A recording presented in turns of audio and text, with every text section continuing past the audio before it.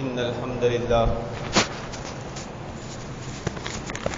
نحمده ونستعينه ونستغفره ونعوذ بالله من شرور أنفسنا ومن سيئات أعمالنا من يهده الله فلا مضل له ومن يضلل فلا هادي له وأشهد أن لا إله إلا الله وحده لا شريك له وأشهد أن محمدا عبده ورسوله أما بعد يا أيها الذين آمنوا اتقوا الله حق تقاته ولا تموتن إلا وأنتم مسلمون يا أيها الناس اتقوا ربكم الذي خلقكم من نفس واحدة وخلق منها زوجها وبث منهما رجالا كثيرا ونساء واتقوا الله الذي تساءلون به والأرحام إن الله كان عليكم رقيبا يا أيها الذين آمنوا اتقوا الله وقولوا قولا سديدا يصلح لكم أعمالكم ويغفر لكم ذنوبكم ومن يطع الله ورسوله فقد فاز فوزا عظيما أما بعد فإن خير الحديث كتاب الله وخير الهدي هدي محمد صلى الله عليه وسلم وشر الأمور محدثاتها وكل محدثة بدعة وكل بدعة ضلالة وكل ضلالة في النار أما بعد اللهم إني أسألك علما نافعا ورزقا طيبا وعملا متقبلا رب اشرح لي صدري ويسر لي أمري واحلل عقدة من لساني يفقهوا قولي اللهم رب زدني علما اللهم رب زدني علما اللهم رب زدني علما رب نجني من القوم الظالمين رب نجني من القوم الظالمين رب نجني من القوم الظالمين يا حي يا قيوم برحمتك استغيث واصلح لي شأني كله ولا تكلني الى نفسي طرفة عين ابدا اللهم احسنت خلقي فاحسن خلقي اللهم احسنت خلقي فاحسن خلقي اللهم احسنت خلقي فاحسن خلقي اللهم لا سهل الا ما جعلته سهلا وانت تجعل الحزن سهلا اذا شئت استغفر الله الذي لا اله الا هو الحي القيوم واتوب اليه اللهم تقبل منا انك انت السميع العليم اللهم تقبل منا انك انت السميع العليم اللهم تقبل منا انك انت السميع العليم بے شک تمام تعریف اکیلے اللہ وحدہ لا شریک کے لیے سزاوار ہیں، اس کی حمد بیان کرتے ہیں، مجھ سے مدد طلب کرتے ہیں، مجھ سے توبہ کرتے ہیں، مجھ سے مغفرت طلب کرتے ہیں۔ ہم اللہ رب العالمین کی ایسی حمد بیان کرتے ہیں جو مکمل مسلسل مستقبار ہو اور اس کی یکی بعد دیگر نازل ہونے والی نعمتوں کا شکر ادا کرتے ہیں، ایسا شکر جس میں مسلسل اضافہ ہوتا رہے بقدرت درود و سلام اللہ کے نبی صلی اللہ علیہ وسلم اور آپ کے اصحاب پر۔ اللهم صل على محمد وعلى ال محمد كما صليت على ابراهيم وعلى ال ابراهيم انك حميد مجيد اللهم بارك على محمد وعلى ال محمد كما باركت على ابراهيم وعلى ال ابراهيم انك حميد مجيد۔ حاضرین جمعہ، میرے دینی دل اسلامی بھائیوں، پردہ نشین خواتین حضرات اور میری ماؤں بہنوں، آج کے خطاب کا عنوان وہی گزشتہ دروس والا ہفتے والا توحید کی اہمیت۔ محترم عازمین، توحید کے تقاضوں پر روشنی ڈالی جا رہی تھی، توحید کی اہمیت اور فضیلت بتائی جا رہی تھی۔ جو اصل اسلام ہے یہ وہ سبق ہے جو ہم بھول چکے ہیں، اس سبق کو بارہا ایک بار پھر یاد دلایا جا رہا ہے کہ توحید کی کیا اہمیت ہے۔ اس کو جان لینا چاہیے، سمجھ لینا چاہیے کہ انبیاء علیہ السلام ہو یا سلف الصالحین ہو، نیک اور صالح لوگ ہوں، ہر مسلمان سب سے زیادہ اہمیت ترجیح توحید کو دیتا ہے، اور توحید ہی کا درس سب سے پہلے وہ خود سیکھتا ہے، اپنی آل و اولاد کو سکھاتا ہے، جیسے کہ لقمان علیہ السلام کا واقعہ کہ یا بنیا لا تشرک باللہ، اے میرے بیٹے اللہ تعالیٰ کے ساتھ شرک مت کر، ان الشرک لظلم عظیم، کیونکہ دنیا میں سب سے بڑا ظلم شرک، اللہ تعالیٰ کا شریک بنا دینا، ساجی بنا دینا، یہ دنیا کا سب سے بڑا جھوٹ ہے، سب سے بڑا ظلم ہے۔ اب اس توحید کو صرف یہاں لقمان علیہ السلام نے ختم نہیں کیا، بلکہ اس کی تشریح اور توضیح کی آگے آیت میں۔ اس کو ہمیں بھی ذہن نشین رکھنا چاہیے، اور اسی طرح ہماری آل اولاد، ہماری اولاد کی تربیت کرنی چاہیے۔ یا بنیا انہا ان تکو مثقال حبۃ من خردل فتکن فی صخرۃ او فی السماوات او فی الارض یاتی بها اللہ ان اللہ لطیف خبیر۔ لقمان علیہ السلام اپنے بچے کو جو نصیحت کر رہے ہیں توحید کی اور شرک سے بچنے کی تاکید کر رہے ہیں، تو توحید کی تشریح، توضیح، تفسیر کیسے بیان کر رہے ہیں، کتنی پیاری بات سکھا رہے ہیں، یہ ہمیں بھی سیکھنا چاہیے، ہماری اہل اولاد کو بھی سکھانا چاہیے۔ ہر مسلمان کے ذہن میں یہ قاعدہ و اصول رہنا چاہیے، اور آج کے وقت اگر آپ دعوت و توحید تبلیغ کا کام کرنا چاہتے ہیں تو اس قاعدے کو تو آپ کو بہت اچھی طرح ذہن نشین کر لینا چاہیے۔ کیا فرما رہا ہے لقمان علیہ السلام؟ یا بنی انہا ان تکو مثقال حبۃ من خردل فتکن فی صخرۃ او فی السماوات او فی الارض یاتی بها اللہ ان اللہ لطیف خبیر۔ اے میرے بیٹے، دیکھیے اللہ تعالیٰ کی وحدانیت، اللہ تعالیٰ کی عظمت، اللہ تعالیٰ کی محبت اپنے دل میں، اپنی اعلی اولاد کے دل میں کیسے ڈالنا چاہیے۔ لقمان علیہ السلام بتا رہے ہیں میرے بیٹے، اگر کوئی شے، کوئی چیز ذرہ برابر بھی ہو، باریک سے باریک بھی ہو، یا بنی انہا ان تکن مثقال حبۃ، کوئی شے من خردل فتکن، وہ پہاڑوں کے درمیان، پتھروں کے درمیان ہو، کوئی پہاڑ ہو، کوئی پتھر ہو، کوئی چیز، کوئی شے، کوئی جانور، وہ اس کے اندر ہو، چھپی ہوئی ہو، ظاہر آنکھوں سے کسی دکھائی نہیں دے رہی، او فی السماوات او فی الارض، یا آسمانوں میں پھیلی ہوئی ہو، آسمانوں میں چھپی ہوئی ہو، زمین کائنات میں کہیں پر بھی ہو، یاتی بها اللہ، اللہ رب العالمین اس بات پر قادر ہے کہ اس شے، اس چیز کو لا حاضر کرے۔ ان اللہ لطیف خبیر، اللہ رب العالمین باریک بھی ہے اور خبردار۔ دو قاعدے بتائے لقمان علیہ السلام نے یہاں پر اللہ رب العالمین کے تعلق سے۔ ایک مسلمان کے دل و دماغ میں، ہماری اولاد کے دل و دماغ میں بات ہونا چاہیے کہ اللہ رب العالمین کا علم کامل ہے، کوئی بھی باریک سے باریک چیز کہیں پتھر میں چھپی ہو، ندی میں پڑی ہو، آسمان میں اڑی ہو، کدھر بھی گئی ہو، وہ اللہ رب العالمین کے علم میں ہے، اور اللہ رب العالمین کی قدرت کاملہ میں تعلیم دی جا رہی ہے کہ اللہ رب العالمین اس پر قادر ہے کہ اس چیز کو لا کر حاضر کر دے۔ آج ہمارے یہاں کافروں کا ایک طبقہ ایسا ہے، وہ یہ سمجھتا ہے کہ ہم مر جائیں، مٹی ہو جائے، ہم مر جائیں، ہمیں جلا دیا جائے، ہم مر جائیں، ہمیں پرندوں کو کھلا دیا جائے۔ کافروں میں بعض کو جلا دیا جاتا ہے، بعض کو مٹی میں دفن کر دیا جاتا ہے، اور بعض کو کیا کرتے ہیں، کنویں میں لٹکا دیا جاتا ہے، اور جو آ کے پرندے اچک لے جاتے ہیں۔ وہ یہ تصور رکھتے ہیں کہ جب ہمارے جسم کے اعضاء پھیل جائیں گے، اب راکھ بنا کے اس کو ندی میں ڈال دیا، وہ ندی کہاں کہاں تک بہتی ہوئی گئی، ہوا میں کدھر اڑی کیا گئی، وہ پرندے نے کھایا، وہ کون کون سے پرندے تھے، کیا تھے، تو وہ جمع نہیں ہو پائیں گے، ہم اللہ رب العالمین کے حضور معذور ٹھہریں۔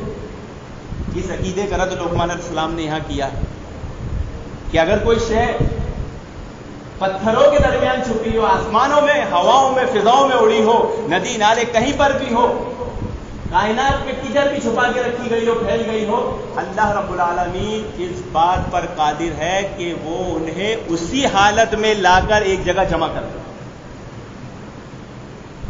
اللہ رب العالمین کا علم کامل ہے، اس کی قدرت کامل ہے۔ ایک بچے کے دل میں آنا چاہیے، وہ ہمیشہ اللہ رب العالمین سے ڈرے گا، اللہ رب العالمین کا خوف اس کے دل میں بچپن سے آنا چاہیے، اور اللہ رب العالمین کے علم کاملہ، قدرت کاملہ کو جان کر ایک بچے کو، ایک انسان کو، ایک مسلمان کو اللہ رب العالمین سے محبت ہوگی، اس کی عظمت دل میں آئے گی۔ اللہ تعالیٰ لطیف الخبیر، باریک بھی اور خبردار ہے۔ توحید کیا ہے؟ توحید کی اہمیت کیا ہے محترم حاضرین؟ کہ محمد رسول اللہ صلی اللہ علیہ وسلم کو دیکھنے والی آنکھ، ایک آنکھ ایسی بھی آنکھیں ہیں دنیا میں جس نے محمد رسول اللہ صلی اللہ علیہ وسلم کو دیکھی ہے، تو بعض کے لیے وہ دیکھنا روشنی ایمان بن گیا اور بعض کے لیے دیکھنا تاریکی بن گیا، کوئی فائدہ نہیں۔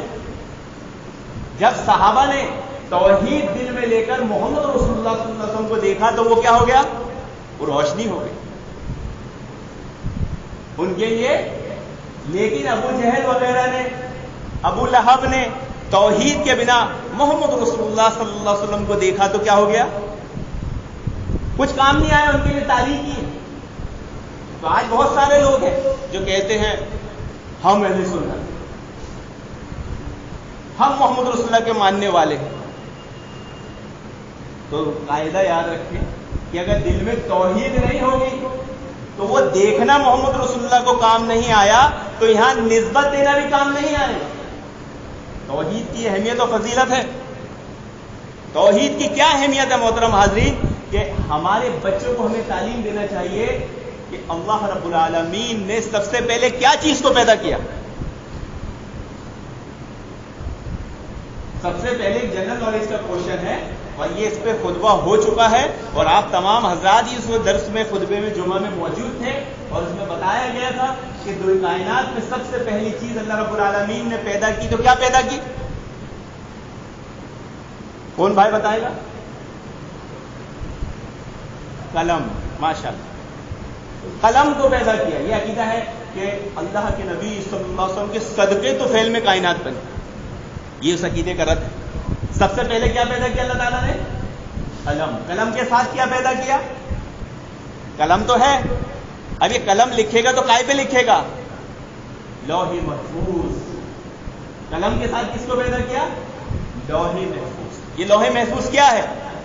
یہ اللہ رب العالمین کے عرش کے ساتھ لٹکا ہوا ہے، جس کی طرف اللہ رب العالمین ایک بار نہیں، دو بار نہیں، دن میں کم سے کم 360 بار نظر کرتا ہے، اور جب سے کائنات بنی ہے قیامت تک ہر چیز اس میں لکھ دی گئی ہے۔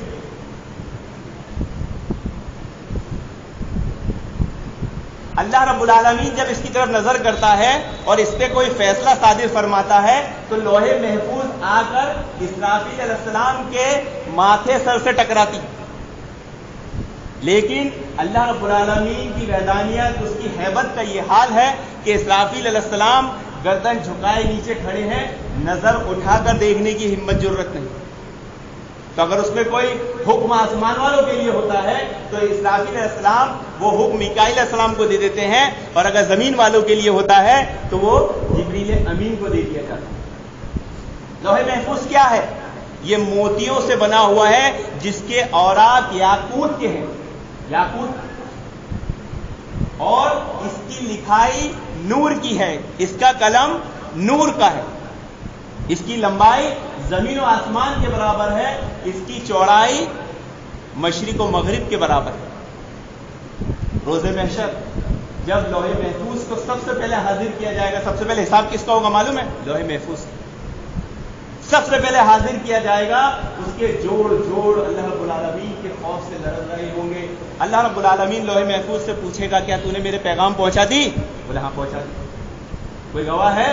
اسرافیل علیہ السلام کو حاضر کیا جائے، وہ گواہی دیں گے۔ خود اسرافیل علیہ السلام گھبرا رہے ہوں گے، ان کے جوڑ جوڑ کانپ رہے ہوں گے۔ یہ وہ لوگ ہیں محترم حاضرین، یہ وہ ملائکہ ہیں جن سے گناہ صادر نہیں ہوتے، جو ہر وقت اللہ رب العالمین کی عبادت میں لگے رہتے ہیں، ہمارے جیسے نافرمانی نہیں کرنے والے ہیں۔ وہ بھی اللہ رب العالمین کے خوف اور ہیبت سے کانپ رہے ہوں گے۔ ایک مسلمان ہم ہیں کہ اللہ رب العالمین کا ذرا بھی خوف نہیں آتا۔ ایک مسلمان ہم ہیں، کیوں؟ یہ خوف کیوں نہیں آتا؟ خوف نہیں آنے کی وجہ ہے کہ اللہ رب العالمین سے محبت نہیں۔ جس سے محبت ہوتی ہے اس کا ہی خوف آتا ہے، اور جس سے محبت نہیں ہوتی اس کا خوف نہیں آتا۔ جس سے محبت ہوتی ہے اس کو کھونے کا ڈر دل میں لگا رہتا ہے نا، کہ یہ چیز میں جو بہت پیاری ہے کھو نہ جائے۔ اللہ رب العالمین مجھے سب سے زیادہ مجھے اللہ رب العالمین سے محبت ہے، میں اللہ رب العالمین سے دور نہ ہو جاؤں، میرا رب مجھ سے ناراض نہ ہو جائے۔ ہمیں اللہ رب العالمین سے محبت ہی نہیں ہے، جب محبت نہیں ہے تو اس کا خوف بھی نہیں ہے۔ تو یہی لوح محفوظ کے سینے پہ اللہ رب العالمین نے کیا لکھ کے رکھا؟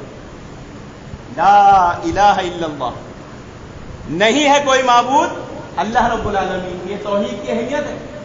یہ لوح محفوظ کے سینے پہ بات لکھی ہے کہ اللہ تعالیٰ کے سوا کوئی معبود برحق نہیں اور اس کا دین اسلام اور محمد رسول اللہ صلی اللہ علیہ وسلم اللہ تعالیٰ کے بندے اور رسول. اور جو نیک اعمال کرے گا، جو اللہ اور اس کے رسول پر یقین اور ایمان رکھے گا، یقیناً اللہ رب العالمین اس کو جنت میں داخل کرے. تو کلمے کا پہلا تقاضا بیان کیا گیا تھا علم. فاعلم انہ لا الہ الا اللہ. سب سے پہلے کلمے کو جان لو. بنا علم کے یقین شک بن جائے گا، شک یقین بن جائے گا. اور دوسرا قاعدہ جو بیان کیا گیا ہے کلمے کے تقاضے کا وہ ہے یقین. توحید کی اہمیت، توحید کے تقاضوں میں دوسرا قاعدہ یقین ہے. ہم اس کو بہت ہلکے میں لیتے ہیں محترمات. یقین کو ہم بہت ہلکے میں لیتے ہیں اور آج کی امت مسلمہ، آج کے حالات، آج کے مسلمان تو اسے بہت ہی زیادہ ہلکے میں لیتے ہیں. اس امت کی سب سے پہلی نیکی کیا ہے؟ اس امت کی سب سے پہلی نیکی یقین ہے. جب انسان یقین بنا لیتا ہے، یقین سوار کر لیتا ہے تو وہ نیکیوں میں بڑھتا جاتا ہے. اور اگر اس کے دل میں یقین نہیں ہے، یقین میں کمی ہے تو نیکیوں میں کمی آتی جاتی ہے. نیکیوں میں کمی آتی جاتی ہے. تو کرنے والا کام کیا؟ کرنے والا کام یقین ہے. اپنے دل میں یقین کو پیدا کرنا، اللہ رب العالمین پہ اعتماد، بھروسہ کرنا. عبداللہ ابن مسعود رضی اللہ عنہ کے الفاظ امام بخاری نے صحیح بخاری میں نقل کیے کتاب الایمان میں، الایمان کلہ یقین. ایمان کیا ہے؟ کوئی تعارف، کوئی تعریف، کوئی تفسیر، کوئی توضیح اگر کرنا چاہے ایک مسلمان ایمان کی تو ایک جملے میں کیا کی جا سکتی ہے؟ ایمان پورا کا پورا یقین ہے. اگر یقین نہیں تو ایمان نہیں. اللہ رب العالمین نے قرآن مجید میں 12 جگہ، ایک بار نہیں دسیوں بار یہ بات فرمائی ہے، توکلت علی اللہ، اللہ پر بھروسہ، اللہ پر یقین رکھو. ومن یتوکل علی اللہ فہو حسبہ. بے شمار جگہ اس بات کی تنبیہ اور نصیحت کی گئی ہے کہ اللہ پر بھروسہ رکھو، اللہ پر یقین رکھو. اس امت کی سب سے پہلی نیکی یقین ہے. آج اس امت کو سب کچھ ہے لیکن اس اسلامی تعلیمات پر یقین نہیں. انبیاء علیہ السلام نے اپنی وراثت میں اپنے پیچھے کیا چھوڑ کر گئے؟ یقین چھوڑ کر گئے. یقین. انبیاء علیہ السلام کا کیا یقین تھا؟ موسیٰ علیہ السلام ان کے ساتھی، فرعون کے لشکر نے ان کو چاروں طرف سے گھیر لیا. سامنے سمندر، پیچھے فرعون کا لشکر ہے، سارے ساز و سامان کے ساتھ، لشکر کے ساتھ. ساتھی کیا کہہ رہے ہیں موسیٰ علیہ السلام کے ساتھی؟ اِنَّا لَمُدْرَكُونَ. یقیناً ہم پکڑے گئے، کوئی آپشن نہیں. سامنے پانی ہے اور پیچھے فرعون کا لشکر ہے. کوئی نارملی ظالموں کا لشکر، کوئی آپشن نہیں. چاروں طرف سے گرے ہیں. ساتھیوں کی زبان سے کیا نکل رہا ہے؟ اِنَّا لَمُدْرَكُونَ. ہم پکڑے گئے یقیناً. موسیٰ علیہ السلام نے کیا کہا؟ اِنَّ لَا مَعِيَ رَبِّي. نہیں، میرا رب میرے ساتھ اور وہ ضرور کوئی تدبیر پیدا کرے گا. یہ یقین ایک مسلمان کا ہونا چاہیے. حالات کتنے مخالف ہو، حالات کتنے ہی ہمارے خلاف جاتے ہو، ایک مسلمان کا اللہ رب العالمین پر سے یقین کبھی نہیں اٹھنا چاہیے. اس کی زبان سے یہی رہنا چاہیے، اللہ رب العالمین میرے ساتھ ہے. توکلت علی اللہ حسبنا اللہ نعم الوکیل. شعیب علیہ السلام کو جب ان کے قوم کے لوگوں نے کہا اے شعیب تم ہمارے معبودوں کا انکار کر کے کیا ہو گئے ہو؟ دیوانے ہو. یہ ہمارے معبودوں کی تم پر پھٹکار ہے جو تم اس طرح کی بہکی باتیں کرتے. ابراہیم علیہ السلام کے ساتھ ان کی قوم کے لوگوں نے کیا کیا اور کیا کہا؟ ان انبیاء علیہ السلام کے جو جملے ہیں محترم حاضرین، یہ جملے دیکھیے، یہ توحید کو ظاہر کرتے ہیں کہ ان کی توحید کتنی مضبوط تھی، ان کے توحید کے تقاضے، ان کا علم، ان کا یقین اللہ رب العالمین پر کتنا مضبوط تھا کہ اپنی قوم کو کہتے ہیں ابراہیم علیہ السلام، شعیب علیہ السلام کہ تم مجھے ان سے ڈراتے ہو ان سے ڈرا رہے ہو جو میرا کچھ بگاڑ ہی نہیں سکتے اور نہ اس کی طاقت رکھتے ہیں، اور تم اس رب سے نہیں ڈرتے جو ہر چیز کی قدرت رکھتا ہے، ہر چیز کر سکتا ہے، زندگی دیتا ہے، موت دیتا ہے، اس رب سے نہیں ڈر رہے ہو۔ لیکن ڈر کس سے رہے ہو اور ڈرا کس سے رہے ہو؟ جو میرا اس کے حکم کے بغیر کچھ بگاڑ نہیں سکتے۔ آج ایک مسلمان کا بھی یہی حال ہے محترم حاضرین، ہم نے بھی اپنے دلوں میں یہ جو بت بٹھا رکھے ہیں ڈر کے لوگوں کے، اس کو نکالنے کی ضرورت ہے۔ ایک مسلمان کو اس بات کا یقین نہیں کہ صبح شام کی وہ دعا پڑھے گا تو دن بھر وہ زمین و آسمان کے درمیان ہونے والی چیزوں کی طرف سے جو نقصان پہنچنے والا اس سے محفوظ رہے گا، نہیں یقین ہے۔ لیکن اگر کام دھندا اچھا چل رہا ہے اور کسی نے اس کو غور سے دیکھ لیا تو نظر ضرور لگ جائے گی، کسی نے حسد سے دیکھ لیا نظر ضرور لگ جائے گی۔ یقین کہاں ہے؟ دوا کھا رہے ہیں، شفا کا یقین نہیں، دعا کر رہے ہیں، قبولیت کا یقین نہیں ہے۔ آج ایک مسلمان کا یہ حال ہے نام نہاد کہ وہ اللہ رب العالمین کو، ان اللہ بالغ الامر، اللہ رب العالمین ہر چیز کو کرنے پر قادر ہے، یقین نہیں ہے۔ اولاد کوئی اور دینے والا ہے، روزی کوئی اور دینے والا ہے۔ یہ ساری چیزیں بتا رہی ہے کہ توحید کا جو دوسرا تقاضا ہے یقین، آپ کے اس یقین کو بگاڑنے کے لیے، آپ کے اس یقین کو ڈگمگانے کے لیے شیطان اور شیطان صفت لوگ کوشش و محنتیں کر رہے ہیں۔ تو ہمیں بھی ساری کوشش و محنت کیا کرنا چاہیے؟ اسی یقین کو بنانے کے لیے کرنا چاہیے۔ ایک مسلمان کو یقین ہونا چاہیے اللہ رب العالمین جو چاہے گا وہی ہوگا۔ اگر وہ کوئی فیصلہ کر دے ہمارے حق میں کوئی اس کو روکنے والا نہیں، اور اگر وہ کوئی چیز ہم سے محروم کر دے کوئی ہم کو دینے والا نہیں۔ یقین، جب تک ہم اللہ رب العالمین کے ساتھ اپنا بھروسہ، توکل، یقین بحال نہیں کریں گے، یقیناً ہم اس توحید کو اپنے دل میں اتار نہیں پائیں گے، اس کے تقاضوں کو اپنی زندگی میں، اس تقاضوں پر ایمان نہیں لا پائیں گے۔ یہ انبیاء علیہ السلام کا یقین تھا۔ صحابہ اکرام کی فضیلت تو آپ نے سنی ہوگی۔ ایک بات اور، آج ایک مسلمان کے سامنے اللہ اور اس کے رسول کی بات کی جاتی ہے، اس کو یقین نہیں ہے، لوگوں کی بات پہ یقین آ جاتا ہے۔ اگر اس کو کوئی خط دکھا دیا جائے، کوئی لٹریچر بتا دیا جائے، وہ لٹریچر کو پڑھ کے اس پہ یقین لے آتا ہے، ایمان لے آتا ہے۔ جیسے انجینئر مرزا علی کا لٹریچر 3 پیج والا، میں نے اس مسجد میں دیکھا ہوں بعض لوگوں کو پڑھتے ہوئے، وہ یہ بھی نہیں دیکھ رہا ہے کہ لکھنے والا کون ہے، لکھنے کا قاعدہ کیا ہے، اصول ہے، اس لائق ہے بھی کہ نہیں، اس پہ برابر یقین لا رہا ہے، اس پہ برابر ایمان لا رہا ہے۔ لیکن اگر کسی چیز پر ایمان نہیں ہے، اسے یقین نہیں ہے، تو اللہ اور اس کے رسول صلی اللہ علیہ وسلم کی بات پر یقین نہیں۔ صحابہ اکرام کیا چیز ہے، کیا شخصیت ہے، کیا حیثیت ہے معلوم؟ اللہ رب العالمین نے صحابہ اکرام کی جو گارنٹی لیا رضی اللہ عنہم ورضوا عنہ، وہ کس بنیاد پہ لیا؟ وہ یقین پر ہی ہے۔ ان کا مقام امت میں سب سے بڑا درجہ جو ہے، ان کے دلوں میں یقین گھر کر گیا تھا۔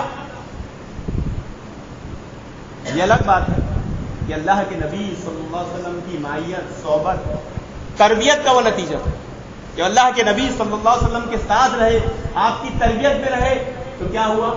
ان کے دل میں یقین گھر کر گیا۔ ابو بکر صدیق رضی اللہ عنہ کے تعلق سے کیا ملتا ہے کہ ابو بکر صدیق رضی اللہ عنہ نے امت پر جو افضلیت، فوقیت لے گئی، وہ کیا نماز، روزے، عبادت کی وجہ سے لے گئی؟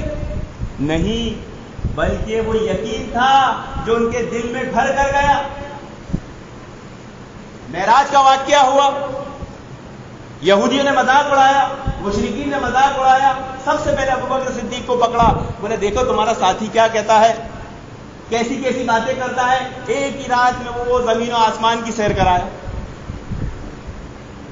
اس زمانے کے اعتبار سے یہ ایسی بات تھی جس کا رد ابو بکر صدیق رضی اللہ عنہ نے چٹکیوں میں کر دیا، پلک جھپک۔ ایک ہم ہے کوئی اسلام پر اعتراض کر دے، ایک ہم ہے کوئی صحابہ پہ اعتراض کر دے، ہمیں اس کا جواب نہیں معلوم۔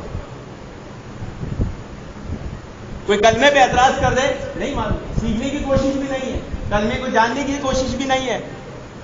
دنیا سیکھ رہے ہیں، کمانا سیکھ رہے ہیں، سیکھیے، منع نہیں ہے، لیکن کیا دین کو پیچھے کر کے دنیا کو آگے کیا جاتا ہے؟ ابو بکر صدیق سے کہا تمہارا ساتھی کہتے ایک رات میں زمین آسمان کی سیر کرائے، بولے یہ کون سی بڑی بات ہے، یہ کون سی عجیب بات ہے؟ ارے اس سے عجیب بات میں ان کی زبان سے سنا ہوں اور اس پہ ایمان لایا ہوں۔ بولے کیا؟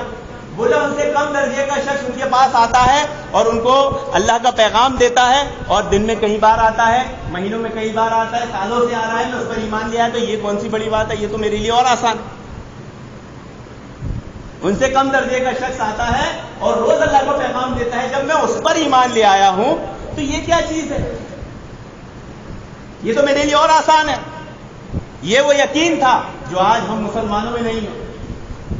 جب آپ خلیفہ بنے اور آپ نے لشکر بھیجا اور اس کا امیر اسامہ بن زید رضی اللہ عنہ کو بنا، محترم حاضرین، آپ کو جان کر تعجب ہوگا کہ ابو بکر صدیق رضی اللہ عنہ امیر المومنین کے اس فیصلے کی مخالفت امت مسلمہ کے بڑے طبقے نے کی۔ حضرت عمر رضی اللہ عنہ نے تو یہاں تک کہہ دیے آپ نے اسامہ بن زید کو امیر بنا کے لشکر کا صحیح نہیں کیا۔ اس لیے علماء نے ایک قاعدہ نقل کیا ہے کہ 1,00,000 لوگوں میں اگر ایک بندہ ایمان والا ہو، یقین والا ہو، اور وہ اپنے اس جنریٹر سے ان میں دعوت و تبلیغ کا کام کرتا ہو تو وہ ان میں کے دلوں میں یقین اور ایمان پیدا کر دے گا۔ 1,00,000 لوگوں میں ایک بندہ ہو سکتا جو لوگوں میں یقین ایمان کی دعوت دیتا ہو، آہستہ آہستہ آپ دیکھو گے کہ ان کے دلوں میں ایمان اتر آئے گا۔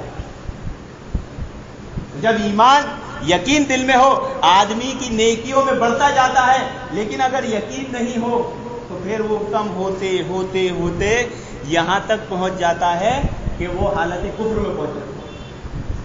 ابو بکر صدیق رضی اللہ عنہ کے فیصلے پر امت مسلمہ کے بڑی تعداد نے یہ مشورہ دیا کہ حالات ایسے نہیں ہیں، آپ اس لشکر کو مت بھیجو۔ ابو بکر صدیق نے کہا عمر تمہاری ماں تمہیں گم پائے کہ جس اسامہ بن زید کو اللہ کے نبی صلی اللہ علیہ وسلم نے لشکر کا امیر بنایا ہے میں اسے معزول کر دوں، صرف حالات کی وجہ سے، لوگوں کے خوف کی وجہ سے؟ ہرگز نہیں، اس لشکر کا امیر اسامہ بن زید ہی ہوگا، اور اگر یہ حالات ہو جائیں، یعنی میرے لشکر بھیجنے کے بعد ایسے حالات ہو جائیں مدینہ خالی ہو جائے، میری بیٹی عائشہ کے پاؤں کو کتے کاٹنے لگے، لپٹ جائے، یعنی اتنی تنہائی ہو جائے کہ وہاں حضرت عائشہ کو بچانے والا کوئی نہیں رہے اور وہاں کے کتے ان پر حملہ کر دے، یہ مجھے قبول ہے، لیکن اس لشکر کو میں یقیناً بھیجوں گا، ضرور بھیجوں گا۔ اور آپ نے بھیجا۔ کفاروں کے دلوں پہ ایسی ہیبت طاری ہوئی، ان کو بھی معلوم تھا حالات بہت ناسازگار ہیں۔ اللہ کے نبی صلی اللہ علیہ وسلم دنیا سے جا چکے ہیں، مسلمانوں میں اختلاف انتشار ہے، خلافت کے مسئلے پہ بڑا اختلاف ہوا ہے، ادھر سے زکوٰۃ نہیں دینے والے کھڑے ہو گئے، ادھر سے جھوٹے مدعی نبوت کے کھڑے ہو گئے۔ ایسے حالات میں ابو بکر صدیق نے لشکر نکال دیا ہے اور یہ لشکر پورے عرب میں گھوم رہا ہے، یقیناً ان کے پاس کوئی بہت بڑی طاقت ہے۔ کہاں اپنے والے مخالفت کر رہے ہیں اور کہاں اللہ اور اس کے رسول کی بات پر ابو بکر صدیق کو یہ یقین ہے کہ نہیں، نبی نے، اللہ نے بول دیا ہے، بات حق۔ آج ایک مسلمان کو اللہ اور اس کے رسول کی بات پر حق یقین ہی نہیں ہے۔ ہمارے دلوں میں جو بیٹھے ہوئے ہیں ان کو نکالنا ہے، وہ یقین پیدا کرنا ہے۔ اللہ کے نبی صلی اللہ علیہ وسلم کہہ رہے ہیں لا تسبوا اصحابی، میرے صحابہ کو برا مت کہو۔ یہ مسلمان مان رہا ہے، اسے یقین ہے اللہ کے نبی صلی اللہ علیہ وسلم کی بات پر، رضی اللہ عنہم، اللہ تعالیٰ کہہ رہا ہے اللہ تعالیٰ ان سے راضی، وہ اللہ سے راضی، یقین آ رہا ہے؟ نہیں۔ ایک مسلمان روایت پیش کرتا ہے نعمان انصاری رضی اللہ عنہ، ابھی سوشل میڈیا پر چیز وائرل ہو رہی ہے۔ دیکھیے صحابہ کے تعلق سے ایمان یقین نہیں ہے، یہ اسلامی تعلیمات اللہ اور اس کے رسول کی بات پر یقین نہیں ہے۔ صحابہ کیا ہے؟ صحابہ کے تعلق سے عقیدہ سیکھ لیجئے۔ ہم صحابہ کو معصوم عن الخطا نہیں مانتے، لیکن انبیاء کے بعد سب سے بہترین جماعت صحابہ کی جماعت. اس امت کے سب سے افضل لوگ صحابہ ہیں، کیونکہ ان کی گارنٹی اللہ تعالیٰ نے لی اور اللہ تعالیٰ نے ان کی گارنٹی ان کے دل کے اعتبار سے لی. ہم ظاہر کو دیکھ رہے ہیں، دل کو نہیں دیکھ رہے. یقین ان کے دلوں میں اتر گیا تھا. نعمان انصاری رضی اللہ عنہ کے تعلق سے ملتا ہے، وہ بدری صحابی ہے، بہت خوش مزاج، ہنسی مذاق کرنے والا. آدمی کو بڑا معتدل ہونا چاہیے، نہ ہی ایک دم سنجیدہ ہو اور نہ ہی ایک دم ہنسی مذاق کرنے میں جسے بولتے بڑا چبڑا کے، بلکہ معتدل ہو، ہنسی مذاق بھی کرتا ہو، سنجیدہ بھی رہتا ہو، اعتدال کے ساتھ. وہ صحابی بہت ہنسی مذاق کرنے والے تھے. ان کے تعلق سے یہاں تک ملتا ہے کہ وہ شراب بھی پیا تھا، اور استاد عمر نے ان کو تنبیہ کی کہ اللہ رب العالمین کی تم پر مار ہو، تم شراب پی کر اللہ کے نبی صلی اللہ علیہ وسلم کے پاس آتے ہو اور ان کو اذیت دیتے ہو. اب ایک مسلمان روایت کو لیتا ہے اور صحابہ کے تعلق سے دل برا کرنا شروع کر دیتا ہے. تو ان کے تعلق سے واقعہ ملتا ہے کہ مسجد کے باہر ایک شخص آیا جس نے اپنی اونٹنی باندھی. وہ کتنے خوش مزاج تھے، ہنسی مذاق کرنے والے تھے اور کیسی کیسی شرارتیں کرتے تھے کہ اونٹنی باندھی. صحابہ نے دیکھا کہ نعمان انصاری ہیں، ان سے کہا جائے کہ ہمیں بھوک لگی ہے، یہ اونٹ کھانے کا دل کر رہا ہے، نعیم کچھ انتظام کرو. وہ نماز اندر پڑھ رہے ہیں، انہوں نے اٹھا کر ان کی اونٹنی ذبح کر دی. جب آگے انہوں نے دیکھا کہ میری اونٹنی کا یہ حال، اللہ کے نبی صلی اللہ علیہ وسلم کے پاس دوڑے کہ آپ کے صحابہ نے میرے ساتھ کیا کیا دیکھا. میں نماز پڑھنے اندر مسجد میں گیا، میری اونٹنی ذبح کر دی. بولے کس نے کیا؟ تو بولے نعیم نے. بلاؤ، بھاگ گئے. ایک صحابی کے گھر میں گئے، ان کی چارپائی کے نیچے گڈھا تھا، اس میں جا کے چھپ کے اس پر کھجوروں کے پتے اپنے آنکھ پہ ڈالیے، بولیے بتانا مت. اللہ کے نبی صلی اللہ علیہ وسلم کو ڈھونڈ رہا ہے، بتانا مت. اللہ کے نبی صلی اللہ علیہ وسلم ڈھونڈتے وہاں تک آئے، تجھے کہاں ہے؟ وہ صحابی نے کہا مجھے نہیں معلوم. کھٹیا کی طرف اشارہ کیا، یہاں چھپے. بولے مجھے نہیں معلوم، لیکن اشارہ کر کے بتا دیا. اب اللہ کے نبی صلی اللہ علیہ وسلم کو باہر بلایا اور پوچھا یہ کیوں کیا؟ کہ اللہ کے نبی آپ کے صحابہ نے کہا تھا، انہیں بھوک لگی ہے، میں کیا کرتا، ان کی بھوک کے لیے میں نے یہ کام کر دی.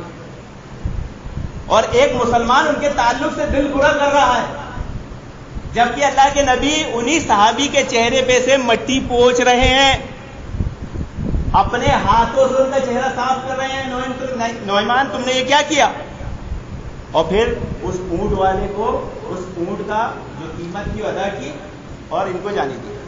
حضرت عمر کو کہا یہ بدری صحابی ہیں، اللہ رب العالمین نے ان کی خطاؤں کو معاف کر دیا، یہ جو چاہے کرے. تو وہ یہ نہ سمجھے کہ صحابی کا شرک بھی کریں گے.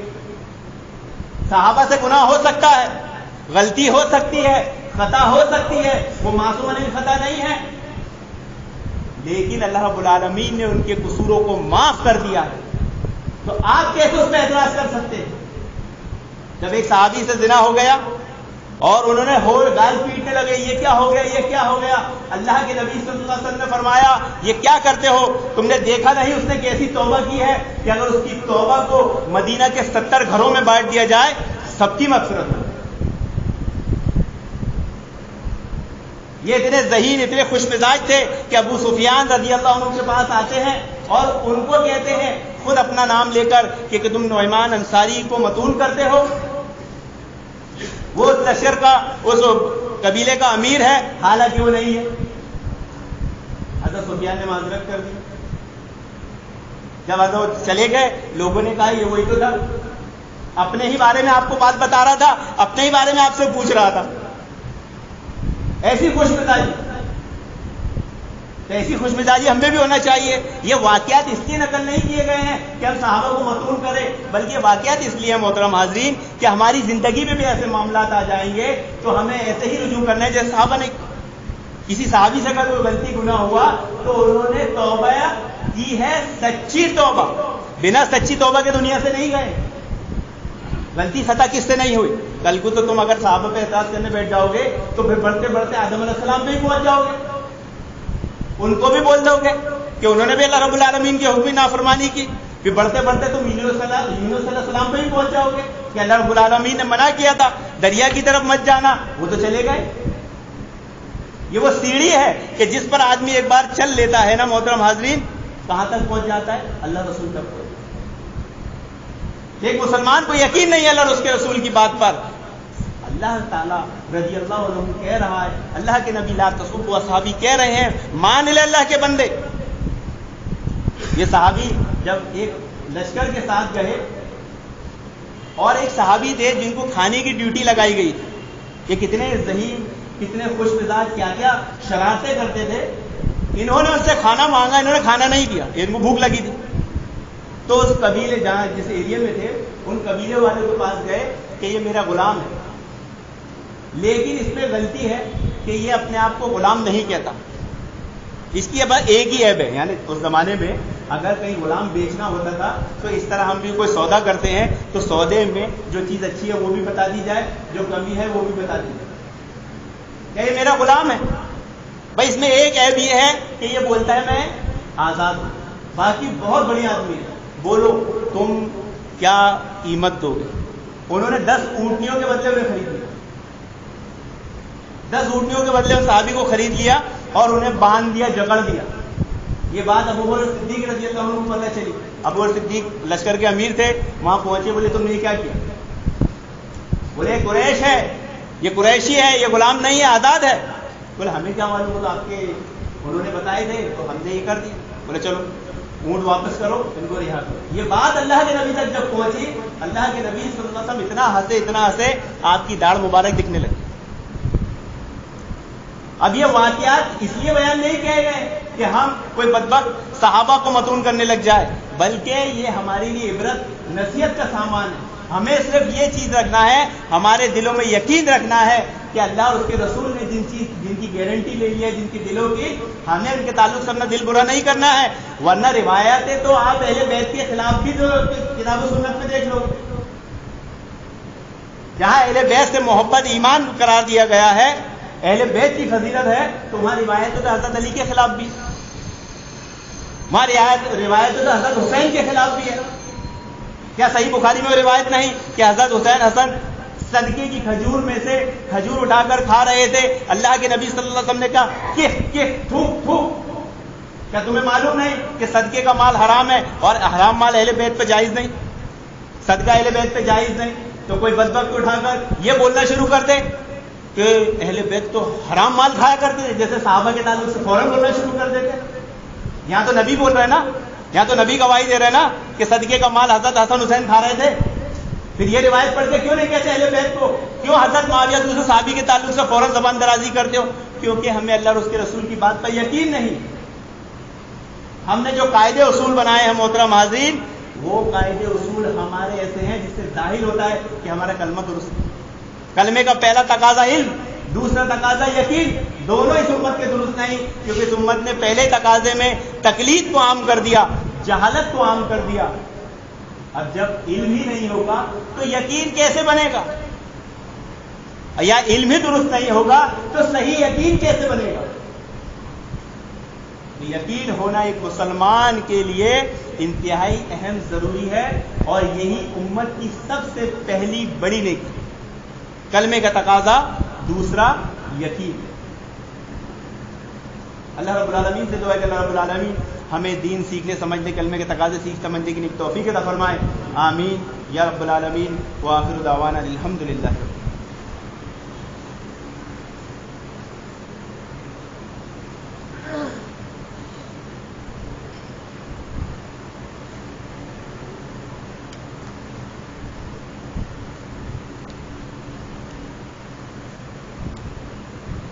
إن الحمد لله نحمده ونستعينه ونستغفره ونعوذ بالله من شرور أنفسنا ومن سيئات أعمالنا، من يهده الله فلا مضل له ومن يضلل فلا هادي له، وأشهد أن لا إله إلا الله وحده لا شريك له، وأشهد أن محمدا عبده ورسوله، أما بعد فإن خير الحديث كتاب الله، وخير الهدي هدي محمد صلى الله عليه وسلم، وشر الأمور محدثاتها وكل محدثة بدعة وكل بدعة ضلالة وكل ضلالة في النار، أما بعد رب إني لما أنزلت إلي من خير فقير، رب إني لما أنزلت إلي من خير فقير، رب إني لما أنزلت إلي من خير فقير۔ أعوذ بالله السميع العليم من الشيطان الرجيم من همزه ونفخه ونفثه۔ سبحان اللہ وبحمدہ سبحان اللہ العظیم، سبحان اللہ وبحمدہ سبحان اللہ العظیم، سبحان اللہ وبحمدہ سبحان اللہ العظیم، وآخر دعوانا الحمد للہ رب العالمین۔